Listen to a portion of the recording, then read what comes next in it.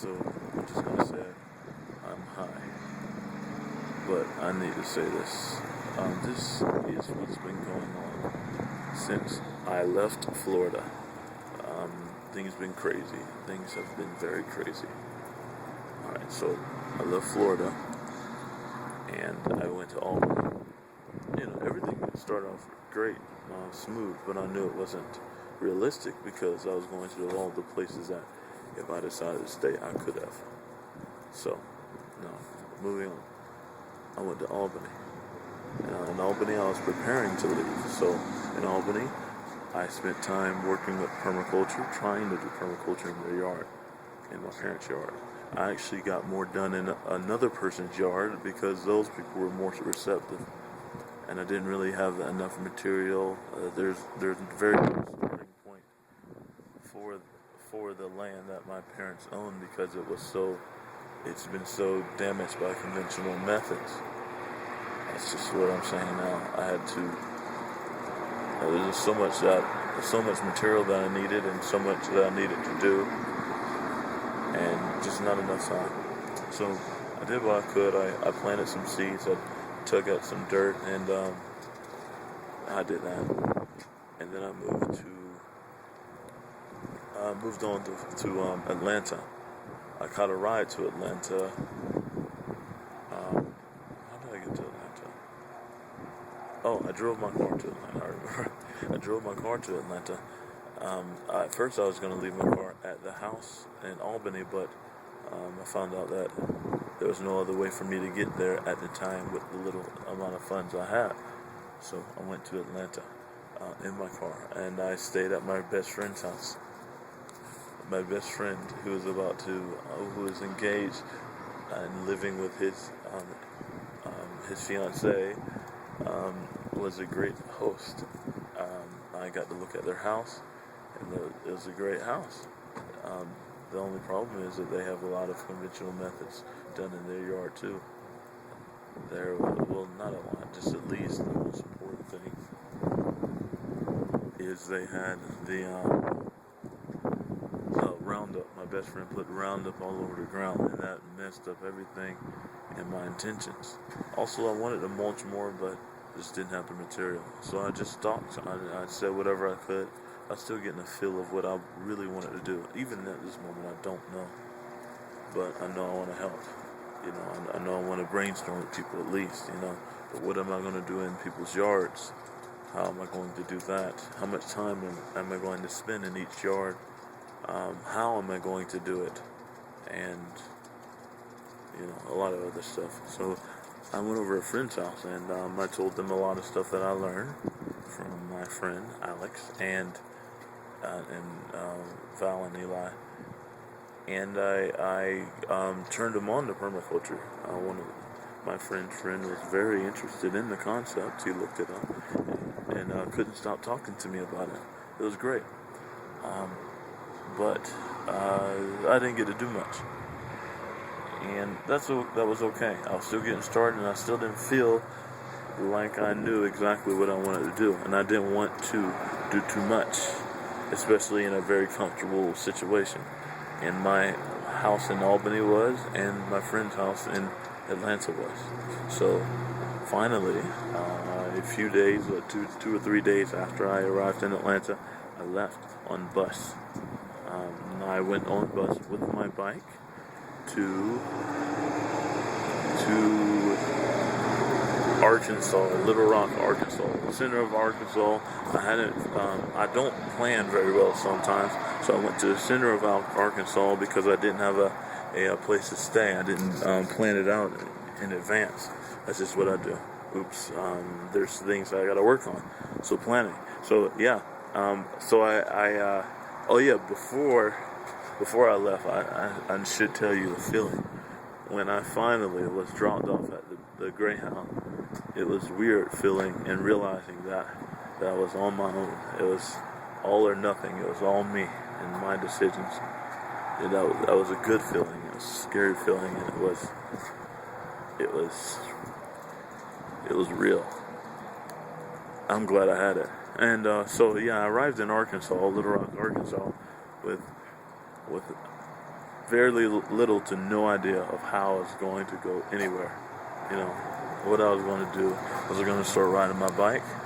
Well, if I didn't have my son's birthday, because I planned all this trip because I wanted to also coincide with my son's birthday and arrive for my son's birthday. And my lease was ending on my apartment that I was staying in. So my lease was ending in the apartment I was staying in, and I wanted to see the world, and I wanted to help other people. And my son's birthday was going on at this time, so I made a trip, made it a whole package deal. I was going to do as much as I can and learn as much as I can about the world, help as many as I could. Go finally get to see my kids and my son, enjoy my son's birthday with him, and get out of my lease. It all worked together. So yeah, I was in Arkansas, and I was there, and Little Rock, Arkansas, as great as it might be, there's some areas that at nighttime they're not great. And I arrived at nighttime, or like right before nighttime. I arrived there, and I was walking, looking for a place to stay. And my whole idea was, I help you, you help me. You know, maybe kind of naive to think that most people would agree with that. But I went to a farm, a little farm that I saw in someone's backyard, just out of the side of the yard. I was walking before it turned dark, and I went in and I knocked on the door. The guy was like, "What do you want?" I was like, "I want to help you." and he was like, I don't, "What do you mean?" or something like that. And I was like, "I want to help you, and I need you to help me." And he says, "No, I don't need any help. Go away." I was like, "No, you don't understand. I saw your garden in the back, and I wanted to help because that's what I do." He says, "Already got a guy for that." And I says, "So are you telling me you don't want to open up the door?" Because he wouldn't even open up the door. He's just talking to the door, and he was like, "I already told you, I don't already have a guy for that. I don't know what you want," or something like that. And he left. I left. I couldn't do anything, so I left. So at first I went to go sleep in front of a church that I saw because it was starting to get dark and I needed to prepare. This is my first time just being, naked in the open of survival without money. And what happened was, it was mosquitoes everywhere. They just wouldn't stop biting me.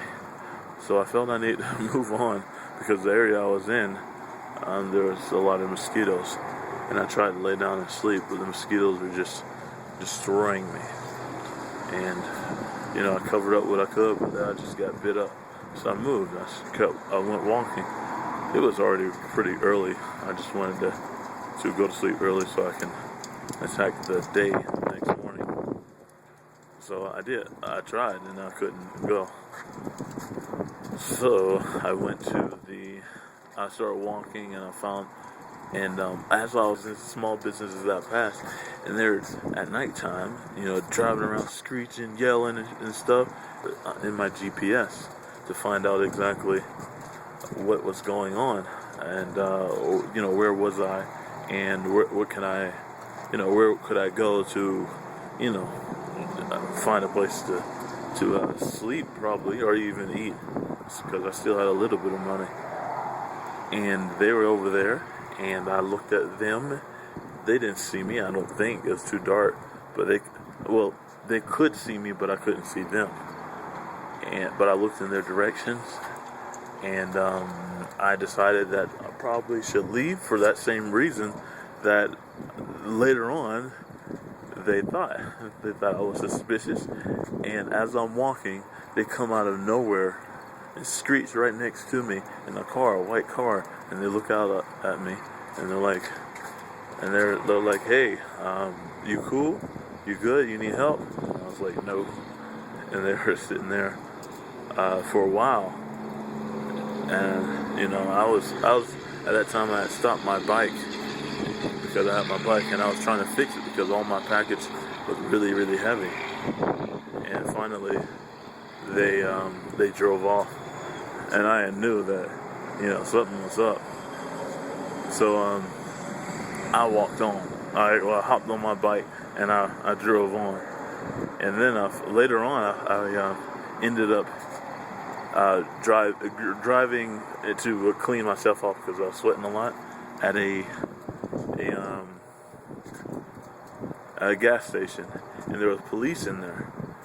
And I went in there, and the police were like, "Oh, I talked to the police, because I was curious about the neighborhood. I knew that I wanted to go west, but I knew that I probably was going to stay that night. So I was like, what kind of city is this?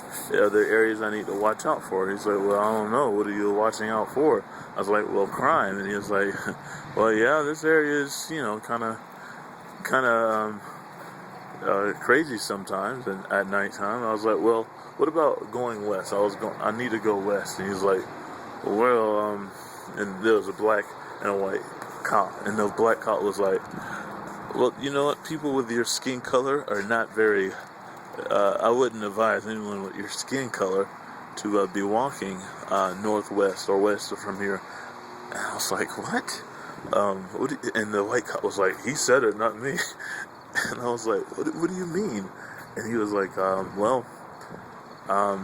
the KKK has their headquarters in Arkansas, and they don't really have any black cops in that area, and they'll stop you for anything." And the white cop was like sitting there shaking his head. So then I got the idea that maybe I didn't want to leave the vicinity without someone transporting me, either by bus or by car, at least not at nighttime. So that's when